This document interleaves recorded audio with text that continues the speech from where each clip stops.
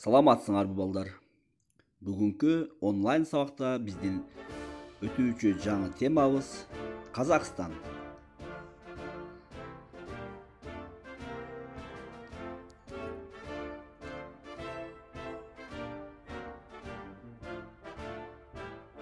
Географиялык абалы.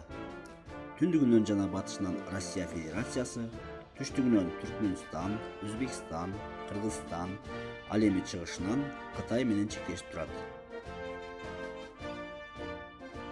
Кеңири аймагы батыштан чыгышка 2963 километрге, ал эми түндүктөн түштүккө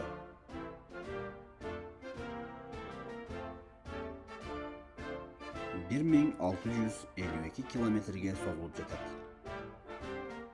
Аянты 2.724.902 чарчы километр, 9 орунда. Калкы 18.653.500 киши. Борбору Нур-Султан шаары.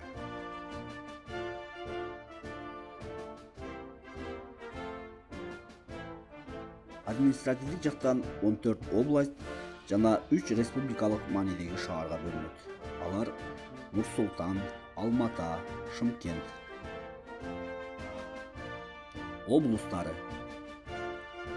Батыш Казакстан, Атырау, Мангыстау, Актөбе, Кызылорда, Костанай, Түндүк Казакстан, Акмола, Караганда, Түркестан, Жамбыл, Алма-Ата, Чыгыш Казакстан жана Павлодар.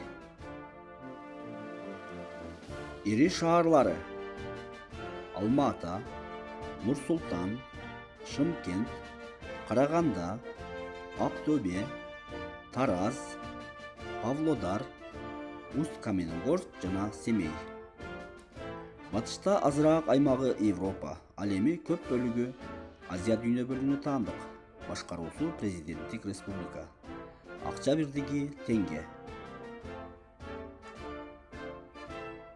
Ири дарыялары: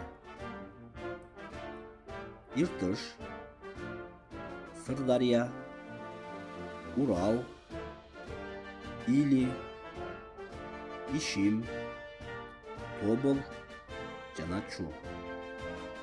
Ал эми аймагыдагы ири көлдөргө Каспий деңизи, Балхаш көлү жана Кичи Арал деңизи кирет. Кен байлыктарга өтө бай. Уран, хром, коргошун, цинк кендери боюнча дүйнөдө 2-нчи орунда.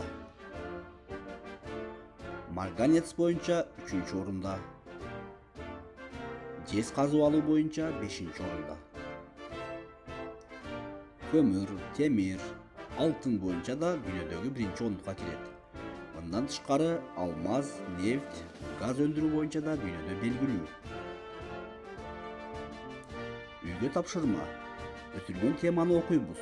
Мультрок сайтынан WhatsApp тиркемесине жөнөтүлгөн тесттик суроолорго жооп беребиз.